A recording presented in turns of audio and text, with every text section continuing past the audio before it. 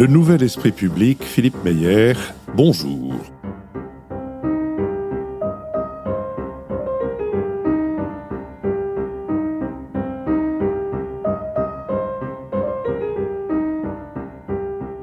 Bonjour, merci de nous avoir rejoints pour l'un des entretiens qui tout au long de l'été nous donneront l'occasion de rendre hommage à Bertrand Tavernier. Et aujourd'hui, nous le ferons avec Thierry Frémaux. Thierry Frémaux, bonjour. Bonjour. Vous êtes délégué général du Festival de Cannes, mais vous êtes en l'occurrence, et c'est la principale raison de votre présence ici, vous êtes d'une part un vieux complice, il faut dire, de Bertrand Tavernier, puis vous dirigez l'Institut Lumière à Lyon que vous aviez créé ensemble. Alors commençons par le commencement, sans souci de marquer une originalité folle. Quand et comment avez-vous rencontré Bertrand Tavernier ? Eh bien, je m'en souviens parfaitement, puisque c'était en juin 1982, lors de la conférence de presse d'annonce de la création de l'Institut Lumière. Il y avait Bertrand Tavernier, il y avait Bernard Charder, qui avait 30 ans plus tôt créé Positif à Lyon et qui était resté dans la ville. Qui était un historien du cinéma, on peut dire. Historien, journaliste, cinéphile, agitateur culturel, qui avait décidé de ne pas monter à Paris et de rester là, et qui était évidemment très lié à Bertrand, qu'il avait connu jeune cinéphile. Bernard est toujours de ce monde, et il avait 10 ans de plus que Bertrand. Et puis André Mur, enfin les gens de la mairie de Lyon, et qui dit ça. Et moi, j'avais prétexté un faux statut de journaliste, puisque je travaillais dans une radio libre qui s'appelait Radio Canu, pour assister à cette conférence de presse. Et le but du jeu était d'écouter ce qu'ils avaient à dire, mais aussi de rencontrer Bertrand, que je connaissais pas personnellement. Et je voulais le rencontrer, d'une part parce que je l'admirais beaucoup, et d'autre part parce que j'étais cinéphile, mais surtout parce que je travaillais pour un mémoire de maîtrise d'histoire sur les origines lyonnaises de la revue Positif, que le dit Charder avait créé. Et Bertrand avait écrit dans Positif dans ses jeunes années, et je voulais l'enquêter. C'était un mémoire d'histoire orale, et j'avais pas été déçu déjà, parce qu'il m'avait dit oui, mettez-vous dans un coin, puis on se voit après. Et ça avait duré plus d'une heure, et il m'avait déjà raconté sa vie, et moi ça me suffisait. Quand bien même n'aurais-je fait rien du tout de cet entretien, de l'avoir rencontré. C'est un homme que j'admirais énormément, et j'aimais ses films. Il était la figure lyonnaise déjà du cinéma, et à la fin de l'entretien, je lui ai dit, au fait, vous n'avez pas besoin de bénévoles Il m'a dit, mais oui, on est tout seul, donc bienvenue. Et on ne s'est plus jamais quitté. Alors, quel était le but de l'Institut Lumière quand il a été créé ? C'était l'idée que la rue du premier film, donc l'ancien chemin Saint-Victor, où Louis Lumière avait posé sa caméra en face des murs de l'usine pour tourner la sortie des usines Lumière, cette rue du premier film, à part son nom, la ville l'avait baptisé dans les années 20 ainsi, n'avait aucune mémoire. Il y avait un château Lumière qui faisait office de lieu culturel un tout petit peu endormi. Le château Lumière, c'est la maison d'un des deux frères. Ouais. Après avoir échappé à la destruction dans les années 60. Et Bernard Charder, Bertrand, Paul Génard, quelques personnes avaient dit, mais il faut faire quelque chose de ce lieu symbolique qui est juste le lieu de naissance du cinématographe. J'ajoute tographe à cinéma pour ne pas que ceux qui souhaitent alimenter les polémiques, qui sont d'ailleurs de belles polémiques, qui a véritablement inventé le cinéma, et nous, à quoi on répond, qui est le véritable inventeur du cinématographe Lumière. Et Bertrand a tout de suite incarné quelque chose qui ne réduisait pas ce lieu et l'animation future du lieu aux origines du cinéma primitif, donc de l'invention, donc de la machine, etc., mais au cinéma tout entier. Cinéphile, réalisateur, lyonnais, ça permettait que, par sa seule présence, cette maison nouvelle, qui s'est appelée Institut, au début on n'aimait pas trop ça, on aurait aimé que ça s'appelle Cinémathèque, mais on était dans le début des années 80 et ça faisait pas moderne, il fallait être moderne tout le temps. Finalement, aujourd'hui, on est assez content que ça s'appelle Institut Lumière, et Bernard et Bertrand s'entendaient comme la ronce en foire, et moi j'étais le jeune débutant qui prenait auprès de mes maîtres et de mes futurs mentors déjà des leçons d'indiscipline, parce qu'ils ne se comportaient pas toujours de manière orthodoxe vis-à-vis des élus. Mais c'était l'idée de faire une maison du cinéma qui n'avait rien. Pas de mémoire, pas de collection, donc où tout était possible. Alors, il faut dire, avec l'activité qui s'est développée de l'Institut Lumière, on se tromperait en pensant que l'Institut Lumière est essentiellement voué, ou uniquement voué à la mémoire du cinéma et à l'histoire du cinéma. L'Institut Lumière, aujourd'hui, organise un certain nombre de projections, enfin de manifestations, en accord avec les cinémas, les salles de cinéma de Lyon. Et là, peut-être vous pouvez nous dire un mot de ce qui se passe pendant... Moi, j'ai été très frappé quand j'y suis allé de voir que dès 10h du matin, de voir la diversité d'abord des cinéastes qui étaient représentés.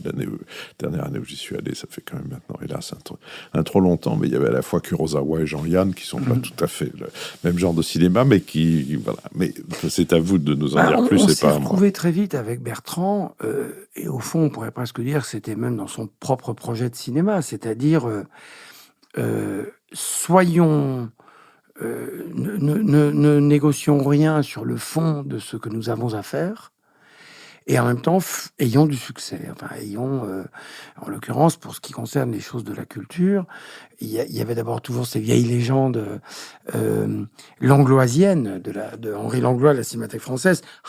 Hier, il y avait presque personne. Ça prouve que le film était rare. Et ce qui était tout à fait formidable dans certaines années, mais qui, dans les années 80, devait passer par la reconquête du public sur quelque chose qui disparaissait. On était en plein moment très mélancolique de l'annonce de la mort du cinéma, de la disparition des codes, de la grande époque des cinémathèques, des ciné-clubs, des revues de cinéma des années 60, 50, 60, 70. Et nous, on avait l'ambition tout simplement de dire que c'était pas un combat perdu. D'abord, c'était le nôtre, donc on avait à le mener. Bertrand par passion, moi par fonction, mais c'était aussi ma passion, parce que rapidement, il a dit, bon, maintenant, il faut que tu viennes travailler avec nous. Et donc, j'ai abandonné la thèse d'histoire sociale du cinéma que je menais pour rejoindre Bernard Charder, puis pour lui succéder à la direction de l'Institut Lumière en 89-90. Et oui, l'idée, c'est ça, c'est que les gens aiment le cinéma. Donc, quand on nous dit quel genre de cinéma aimez-vous, on répond le genre bon cinéma. Et il n'y a pas de différence entre, en effet, un film de Jean-Yann destiné à être une comédie satirique sociale. Est-ce qu'elle l'est? Si oui, le film est réussi. Et un Kurosawa qui va adapter Shakespeare en faisant quelque chose de japonais et qui s'inscrit dans son propre imaginaire et à l'intérieur d'une œuvre. Est-ce que c'est réussi? Oui, si ça l'est, c'est bien. Et on s'est retrouvé beaucoup là-dessus avec Bertrand sur nos goûts de cinéphilie. Bon, bien entendu, il avait tout vu, tout connu, sauf, puisqu'on parle de Kurosawa, un film qui s'appelle La légende du grand judo, Sugata Sanshiro, le premier film de Kurosawa, 1943, très très rare et que moi j'avais vu parce que je l'avais traqué pendant des années, parce que je suis judoka et ça m'intriguait. Et là, à un moment, j'ai dit, Bertrand, pour une fois, il y a un film que j'ai vu que tu n'as pas vu. Bon.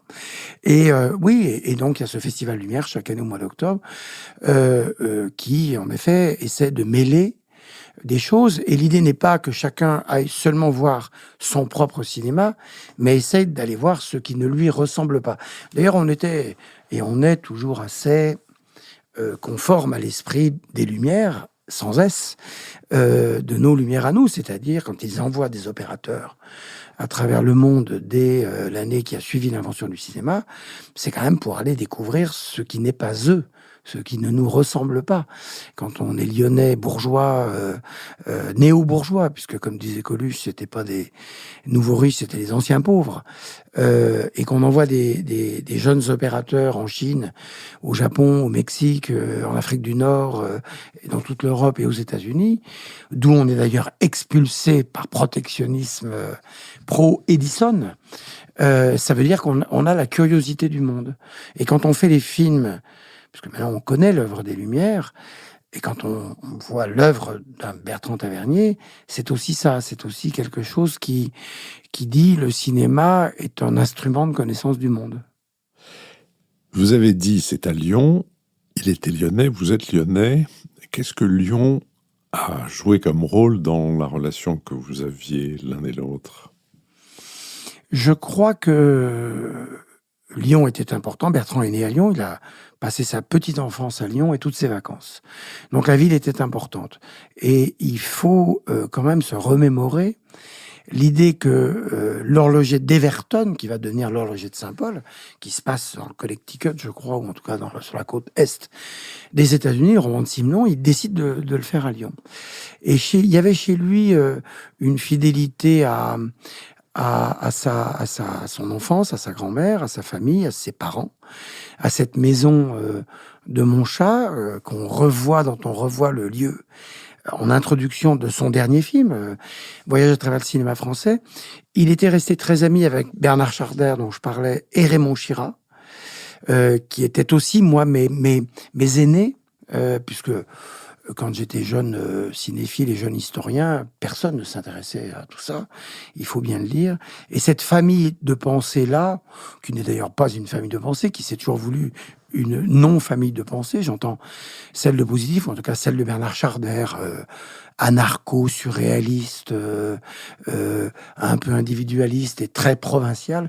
Je crois que ça rassurait beaucoup Bertrand. Et puis il y avait surtout quelque chose d'encyclopédique chez un Raymond Chirat, qui est le grand historien du cinéma français, qui plaisait aussi beaucoup à Bertrand Tavernier et qui avait un havre de paix. Et avec l'Institut Lumière, et en effet avec moi, on s'est entendu très vite, très bien, il y avait quelque chose d'une base arrière qu'il a pu se constituer à la fois sentimentale, familiale, quasiment amicale, mais aussi intellectuelle. Et à tous égards, hein, parce que on n'a pas un Institut Lumière spécialement nourri sa propre gloire ou sa mémoire, parce que précisément on le dénonce parfois un petit peu chez certaines familles de pensée qui sont un peu en boucle. Là, il s'agissait pas de ça. D'ailleurs, Jean Douchet, qui vient des cahiers du cinéma mais qui avait travaillé, qui avait été le patron entre guillemets du jeune Tavernier, journaliste aux cahiers du cinéma à l'époque où la revue était dirigée par Romer. Mais Jean Douchet venait faire des stages d'analyse de films et Bertrand trouvait ça très bien. Quand Serge Danet, avec qui j'étais copain, venait parler ou dont je lui parlais. Serge Danet, les cahiers du cinéma plus, si je puis dire, plus cahiers Libération. Du cinéma plus, et qui n'était pas d'ailleurs très très amène à l'égard du cinéma de Bertrand. J'étais un peu... J'avais un peu peur de l'annoncer. Je dis, on va faire quelque chose avec Serge Danet, qui en plus à ce moment-là était très malade et qui disparaissait. Et Bertrand avait dit, il n'y aura jamais de liste noire. Et c'était pour le jeune directeur d'institution que j'étais, c'était très important.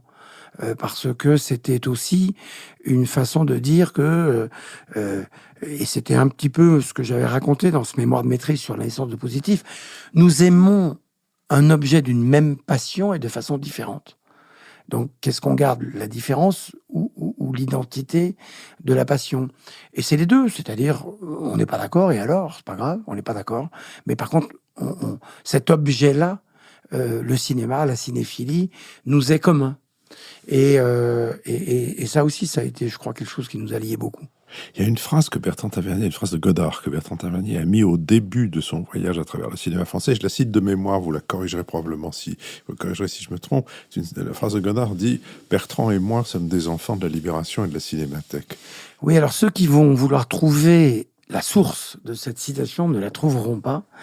Parce qu'en fait, Jean-Luc a dit ça lors d'un débat, lors d'une avant-première que nous avions fait d'un de ses films. Et alors, zut, ça va pas me revenir, mais il y a quand même 2 ou 3 décennies de ça.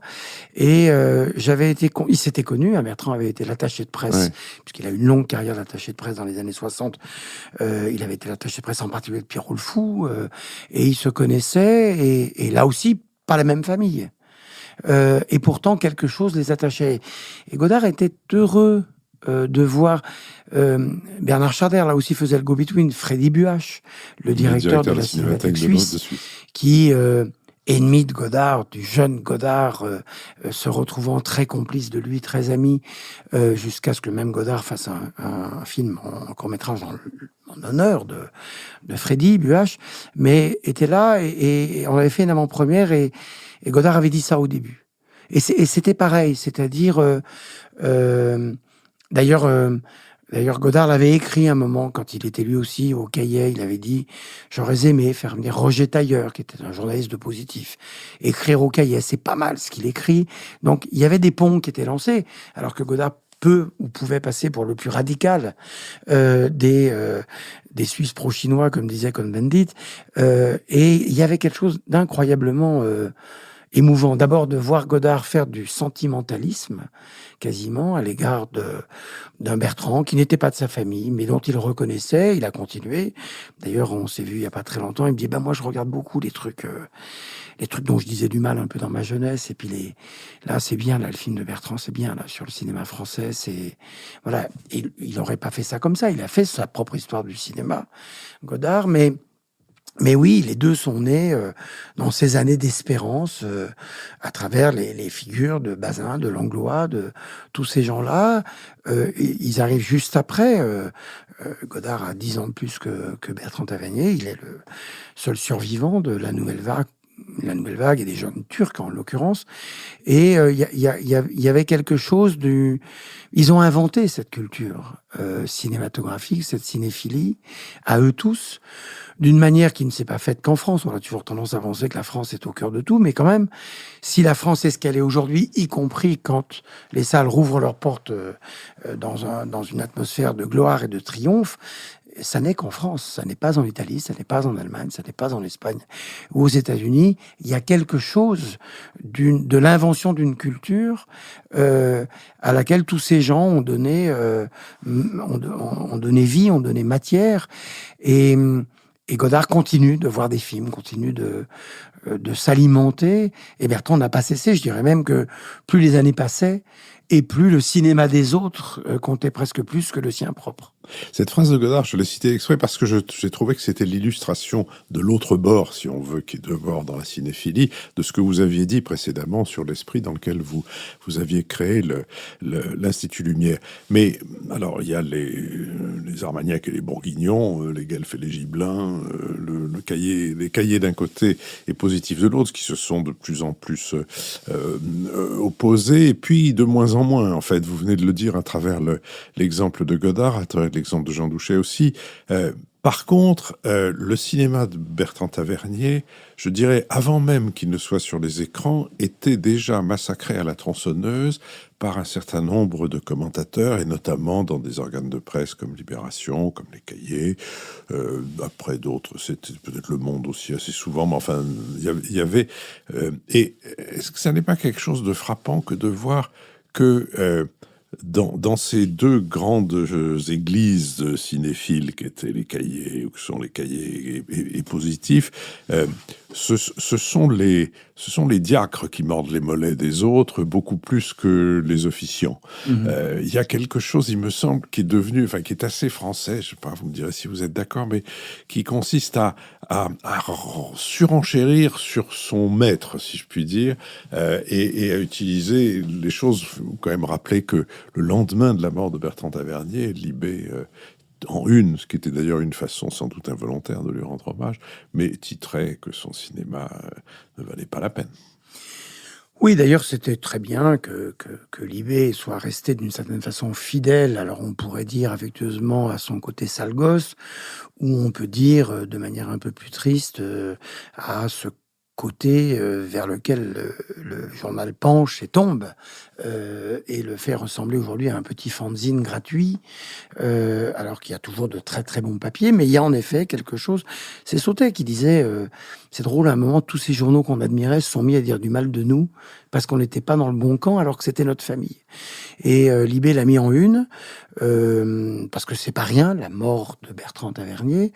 Aussi parce que dans les années 70, ces années dans lesquelles ce journal est né, Bertrand Tavernier faisait partie de ceux qui contribuaient à réfléchir à ce que pourrait être une société meilleure. Et donc se retrouver du côté de Libération. D'ailleurs, Serge July, qui a fondé cette revue, ce journal, qui a cofondé ce journal, était tout à fait copain avec Bertrand Tavernier. Mais lui était haï, littéralement haï, par cette revue. Il n'y a jamais eu un demi-bon papier sur ces films, alors qu'il n'y a pas de cinéaste qui n'ait pas fait peut-être d'erreurs dans une carrière. Il n'y a pas d'artiste, mais il n'y a pas de grand artiste qui n'est pas, dont on ne peut pas ne pas reconnaître, d'autant que on sait tous que le meilleur juge, c'est le temps, et que de toute façon, quoi qu'on pense d'un tel ou d'un tel, on verra bien dans 50 ans comment tout ça a traversé le temps, et on voit bien, même aujourd'hui, des papiers qui sont faits sur certains cinéastes considérés comme puissants ou puissantes maintenant, puisque il faut parler de ça, et les entrées suivent pas, parce qu'il y a quelque chose d'un décalage, et on va pas ramener ça à une sorte de cinéphilie des gilets jaunes, mais il y a quand même quelque chose d'un écart entre le haut et le bas, puisque la différence ne serait plus entre la gauche et la droite, mais plutôt entre ceux qui ont et ceux qui n'ont pas. Bon. Et en matière de cinéphilie, le truc le plus frappant, c'est que tant mieux que Libé, encore une fois, se soit laissé aller à allez, Tavernier vient de mourir, on va pas se laisser faire, on va quand même continuer à dire qu'il était nul, qu'il était académique, qu'il était pesant, je sais plus ce qu'ils ont mis en une.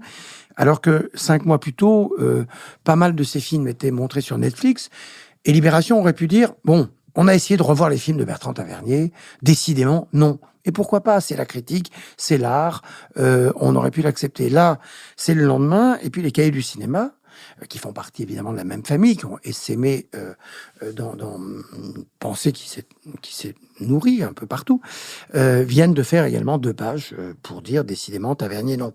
Très bien, comme ça prouve que on ne rêve pas en disant que Tavernier était la cible, et plus il faisait des bons films, et plus la critique était sévère. Il ne fallait pas le laisser. Mais vous avez raison de dire que il y a quelque chose d'une sorte d'académisme à l'intérieur de ça. Il faut, d'ailleurs, même chez les jeunes critiques, ça m'a été dit, moi. Puis de toute façon, il n'y a qu'à lire. Tout est là, dans les revues. Pour être adoubé, il fallait dire du mal de Tavernier. Claude Sautet a été aussi tout à fait vilipendé, et puis sa mort, et puis son cinéma fait que ça a commencé à changer. Et aujourd'hui, on trouve plus beaucoup de gens pour dire que le cinéma Claude Sautet est un cinéma pompidolien, bourgeois, alors que nul n'a été aussi intègre que lui. Il dit « Je suis un bourgeois ». Je parle des bourgeois, je suis quelqu'un de 50 ans, 60 ans, je parle des gens de ma génération. Et puis quand lui qui venait d'un milieu ouvrier de Montrouge, il a parlé de son enfance et de son père, alors il a fait un mauvais fils. Et là, c'était un sujet qui lui était personnel. Donc, c'est une histoire du cinéma et de la cinéphilie qu'il faut un peu reprendre, mais qui est en effet ultra dominée par des gens. Alors, Tavernier, lui, il a pris pour son premier film Jean Orange et Pierre Bost, qui étaient les scénaristes d'Autant Lara que le jeune François Truffaut, critique, avait littéralement détruit. Et on en a conçu l'idée que Tavernier était allé réparer la faute de Truffaut en allant chercher ces 2 scénaristes, alors que lui dit, quand on fait son premier film, on se fiche pas mal d'un papier écrit 30 ans plus tôt, ces types-là étaient au chômage, ils étaient de bons scénaristes, j'en avais besoin, j'étais jeune, j'étais pas sûr de mon truc. Et deuxièmement, accusation qui est constamment répétée, qu'il a été par ces gens-là à l'occasion de sa disparition, Tavernier fait un cinéma de scénariste. Comme si Chabrol ne faisait pas un cinéma de scénariste. Comme si Truffaut ne faisait pas un cinéma de scénariste. Et je parle de Chabrol, et vous disiez, à juste titre, que souvent, les artistes s'entendent, et puis ça bagarre un peu comme ça en dessous. Chabrol et Tavernier étaient très, très, très copains. Et moi, j'ai entendu Claude, qui était malin d'ailleurs aussi, et dont on peut dire quand même que dans le genre carrière fructueuse, longue, et assez diverses, lui-même était capable de dire je vais pas vous dire la dizaine de films que j'aurais préféré ne pas signer, mais je sais que je les ai faits, hélas. Bon. Et Claude disait je me demande parfois, certains de mes films, ce que ça serait devenu si je n'avais pas écrit dans les Cahiers du cinéma dans ma jeunesse. J'ai été protégé pour l'avoir fait.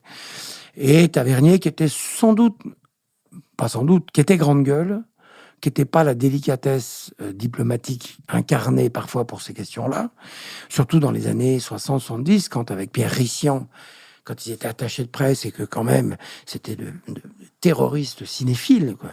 On va vous faire aimer ça.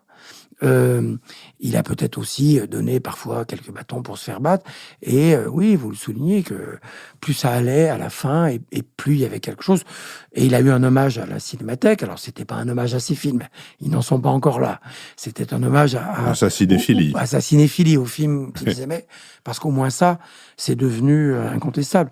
Ce qui a été formidable, c'est à sa disparition que d'abord... mais même, je dois dire, moi, qui était en effet l'un de ses proches, ça m'a ému, ça m'a surpris que la télévision ait déprogrammé pour montrer ses films.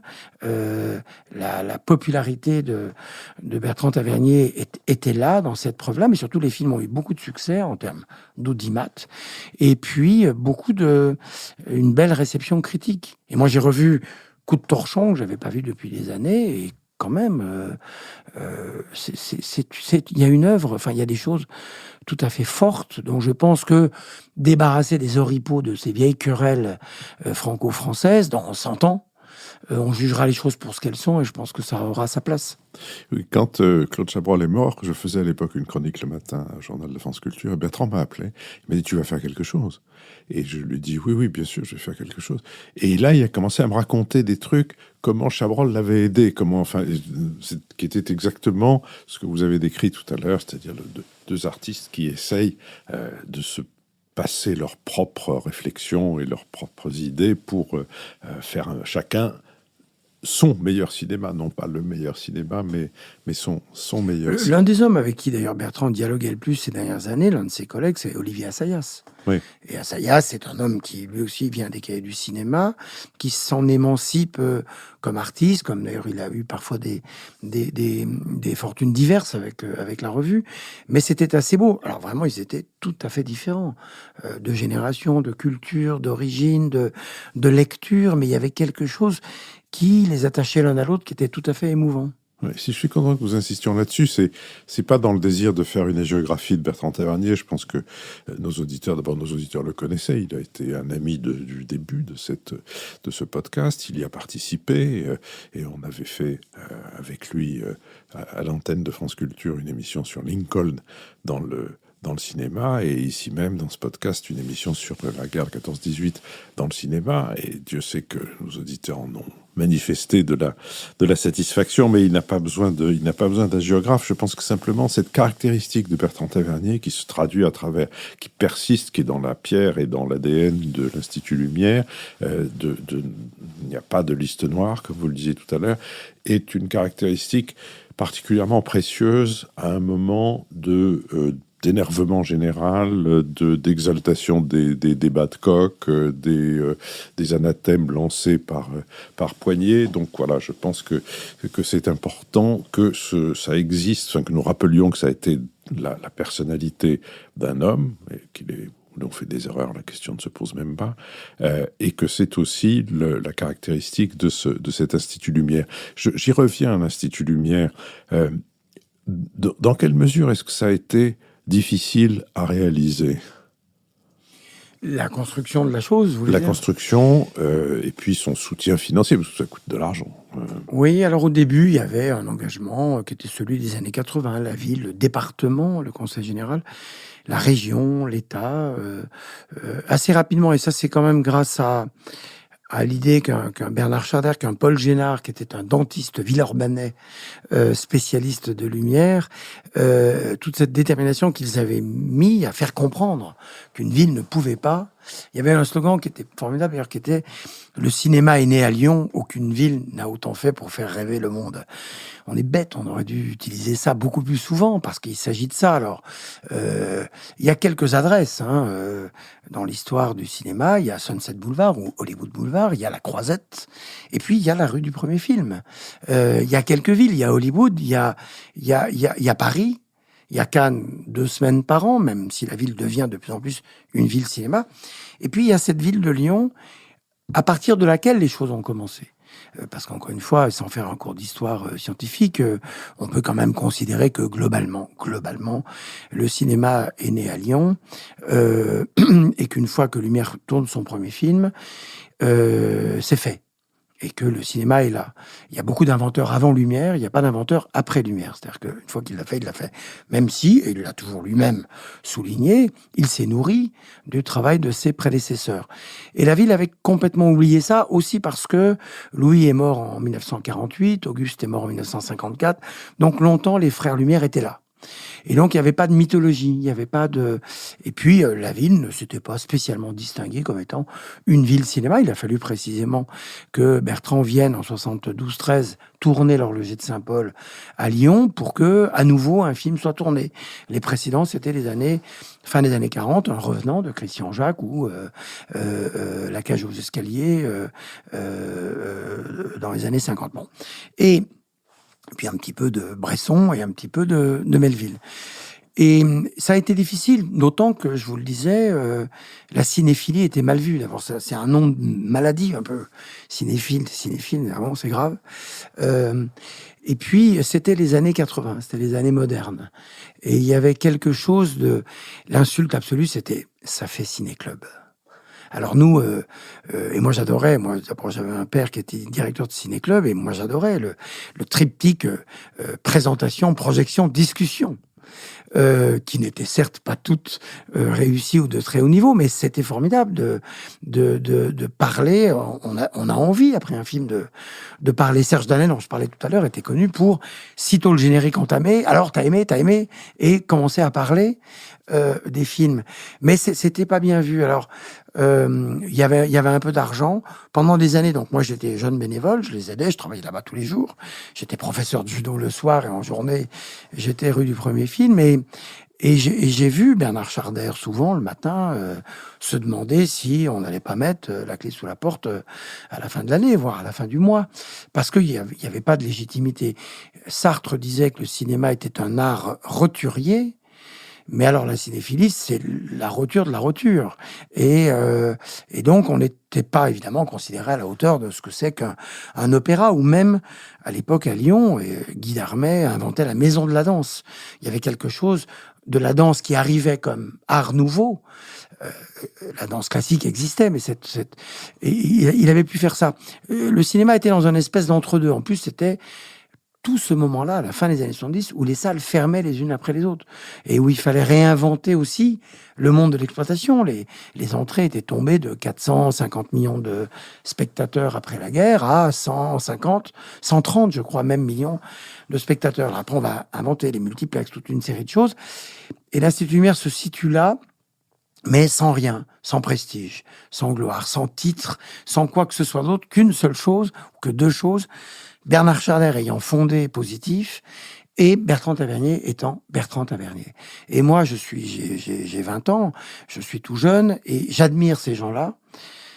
Je viens d'écrire un livre sur le judo pour dire qu'on nous apprend à admirer dans le judo. Et moi, cette admiration me servait. C'est d'ailleurs aussi là-dessus qu'on s'est retrouvé avec Bertrand, qui était un grand admireur. Je ne veux pas dire admirateur, mais admireur. Il adorait s'enthousiasmer pour les trucs qu'il aimait.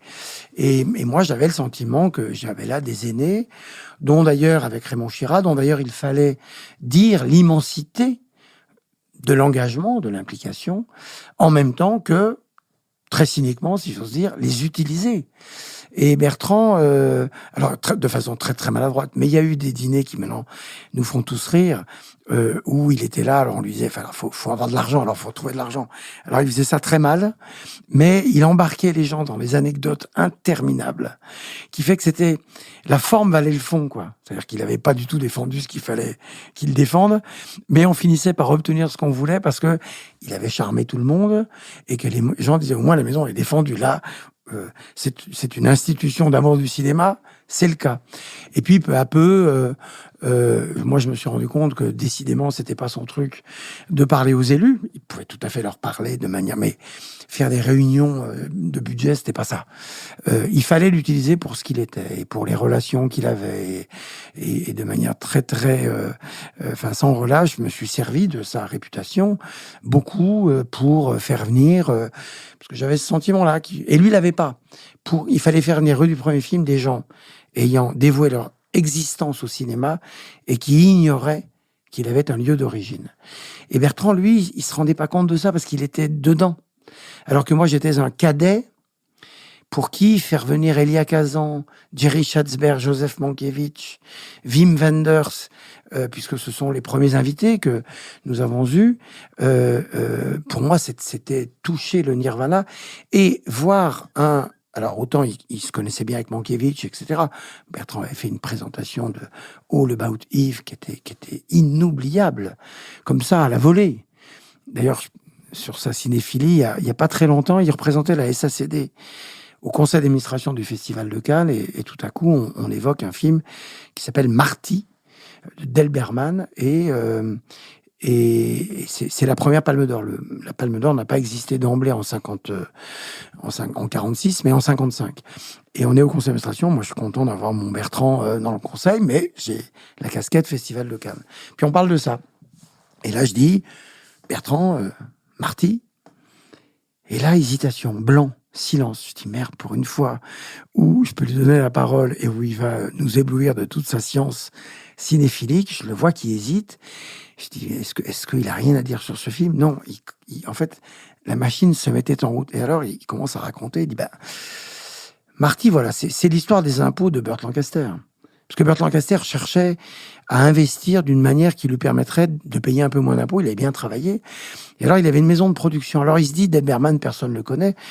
Et puis, il y a Bette Sibler. Bette Sibler est une poisseuse à Hollywood. Elle ne fait pas une entrée. Et puis, il y a Ernest Borgnine, qui était un méchant. On va le faire jouer un espèce d'ouvrier qui est en couple avec une femme. Enfin, ce film-là n'a rien pour plaire. Oui, je vais le produire. Et le film obtient la Palme d'Or. Enfin bref, il nous raconte tout ça. Les gens ont applaudi. Et en plein conseil d'administration, ils ont applaudi la démonstration du retour de mémoire comme ça, spontané. Et ils pouvaient le faire pour 1495 films à la suite. Thierry Frémaux, je vous remercie. Nous allons revenir dans un prochain entretien sur le cinéma de Bertrand Tavernier. Mais pour l'heure, merci et je dis à nos auditeurs à la semaine prochaine.